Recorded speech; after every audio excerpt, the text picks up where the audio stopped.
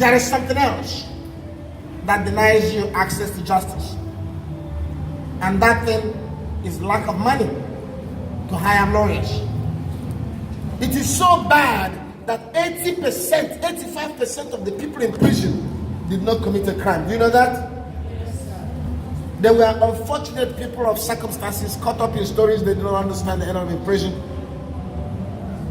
But because they are poor, they have to stay in prison until the case is over. Because they are poor, they will stay in prison until the case is over. But you know the funniest thing? It may take 5 years for the case to be over. And the maximum punishment for that offense, even if he committed it, is 2 years imprisonment.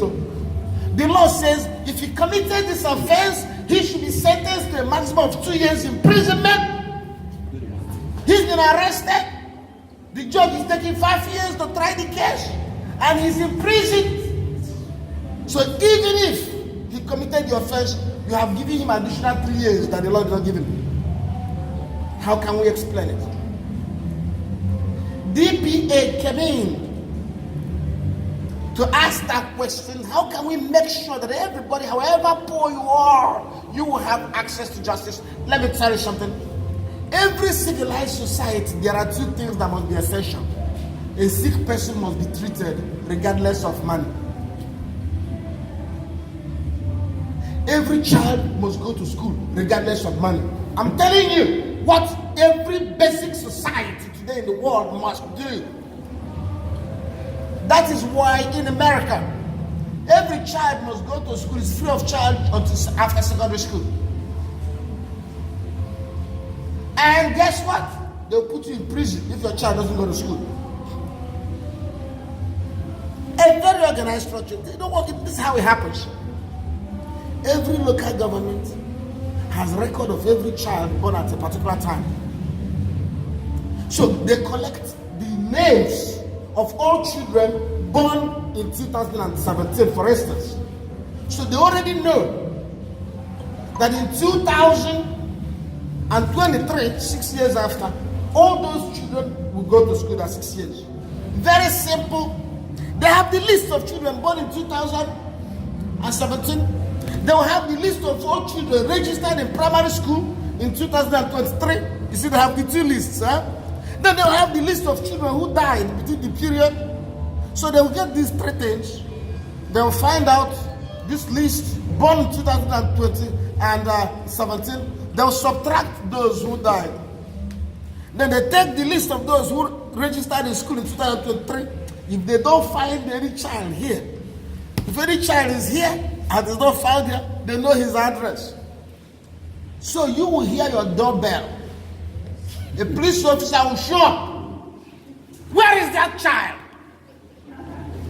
Where is that child? Because that child hasn't died. He's not on the list of those who died. And he's not on the list of those in school.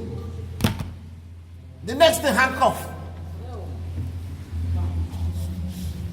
Because every untrained child is a weapon to society. When you don't train a child, if the child cannot read and write, the child cannot read signposts.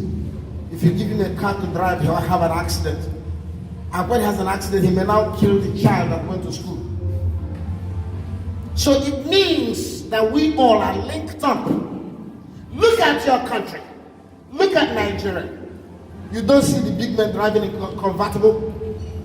In the convertible is a car without roof. You take the roof, you roll it down. I have a convertible. I have a Jaguar convertible in America. I press a button, the roof goes up, rolls down, and the fresh air without dust is coming. Because fresh air is useless if you have dust everywhere. So, why can't we do it in Nigeria? Why can't I drive in my convertible? Oh, driving convertible, armed robbers will kill you. Thieves will kill you. And who are those thieves? People who have nothing. So we have to know that a rich man cannot enjoy his wealth if there are people too poor. You can understand it. It's not complicated. If there are people too poor, you can never enjoy your wealth. I was with my car in Ikoyi one day. 2 years ago, I was going to the Federal High Court. We passed through a building with a lot of fence, wires everywhere. I said to my driver, wow, this must be the Ikoyi prison I hear about.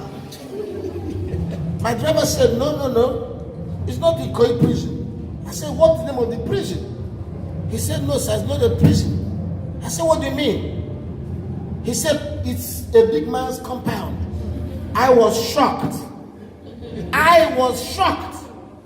The big man put himself in prison. See, this is amazing.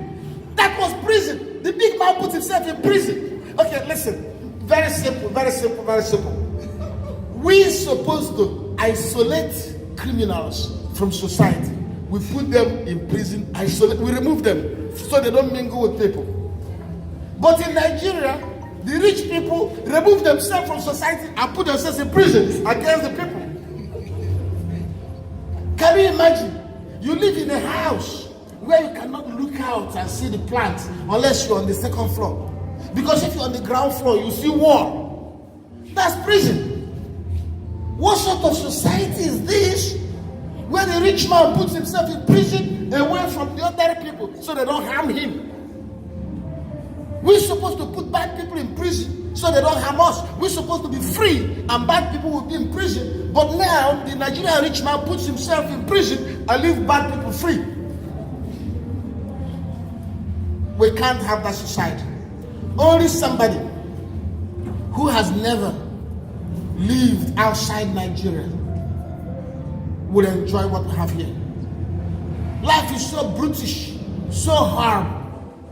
We can't change it overnight, but we can do something. We can start the process of caring for one another. We can enrich our lives if we care for one another. I demonstrated it during the Christmas. A simple idea to make a gift. I was astonished. It showed you that despite our meanness, despite our wickedness, despite our problems, we are inherently good people. We just need the opportunity and means to be good. 20 million naira exchanged hands in a period of 3 weeks. 20 million, because we kept track of those who received something. We said, if you get anything, inform us. If you receive something, inform us. So people were reporting what they got. If it's cash, we add it. If it's not cash, we try to find out what that thing is worth. When we added it, I was shocked. 20 million exchanged hands. And it was done without planning. So this Christmas, we will have 1 billion will exchange hands. Because we have 12 months to plan it. So DPA is an opportunity for us to reclaim our humanity. DPA is an opportunity for us to show we are not animals. DPA is an opportunity for us to show that we can care for one another.